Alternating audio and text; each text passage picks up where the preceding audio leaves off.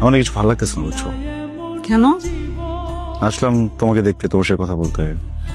তুমি ভালোবাসার কথা বলতেছো না, সব কথাই বলতেছো। কেন? তোমাকে একটা কথা, যখন একটা ছেলে একটা মেয়েকে প্রপোজ করে আর ওই মেয়েটা যদি বলে যে ভেবে দেখবো, তাহলে বুঝতে হবে যে মেয়েটা হ্যাঁ বলতো, কিন্তু আমরা সেটা বলি না। কারণ ওই যে তুমি আই লাভ ইউ বলছো, তোমার ভালো লাগছে না? এই যে আমি তোমাকে আই লাভ ইউ বলছি না, এই ব্যাপারটা আমারও ভালো লাগছে। তার মানে তোমাদের মেয়েদের ছেলেদেরকে ঘুরেতে ভালো লাগে তো? কোনো সন্দেহ? ঈশান, আই লাভ ইউ।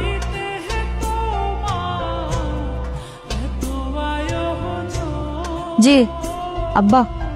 তোমার এক্সামের প্রিপারেশন কেমন? জি আব্বা ভালো। আমার তো মনে হচ্ছে না ভালো। শোনো, আমি কিছুটা জানি, অনেকদিন থেকে জানি। আজ প্রিন্সিপাল ফোন করে আমাকে সব জানানো।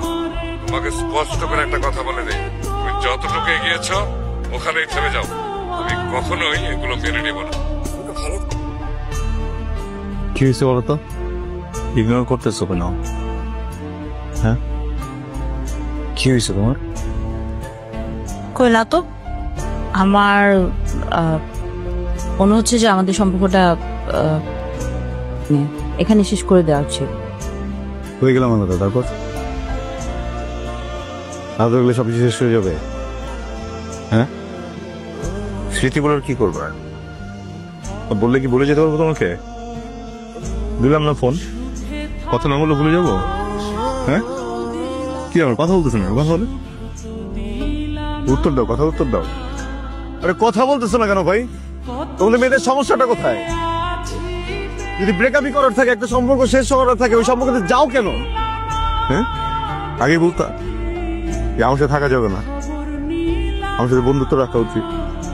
ভালোবাসতাম না তাহলে প্রেমটা আগাইছো কেন? একটা মানুষের সাথে যদি নাই থাকবা, প্রেমটা করছো কেন আমাকে বলো? এখন কি বলবা? Family problem. কি লেখাপড়ার সমস্যা যেতেছে? কি আমি ভুল কিছু করছি? ভাই তোমাদের কাছে না কি কি যেন অপশন থাকে বুঝছো, কি কি যেন এক্সকিউজ থাকে একটা ছেলেদের ছেড়ে দেওয়ার। আমি যে আমার মনরে বুঝাবো যে এই কারণে ছাড়ছো, ওই রিজন গুলো তো আমার কাছে নেই। আসলে আমার দোষ, এক্সপেকটেশনস আমার ছিল বুঝছো, প্রবলেম আমার ছিল, আমি বুঝতে পারিনি, আমি ভালোবাসা অন্ধ হয়ে গেছিলাম। ফালতু একটা মানুষকে নিজের জীবনের সাথে জড়াই ফেলছিলাম, বুঝতেও পারি না যে আসলে আমার সাথে। চুপ করো, ফালতু তুমি একটা পাগল। জয়, কখনো ভুলেও এমন কাউকে কষ্ট দিয়ে ফেলে না, যার জীবনের লক্ষ্যই প্রেমটা ভালো রাখা।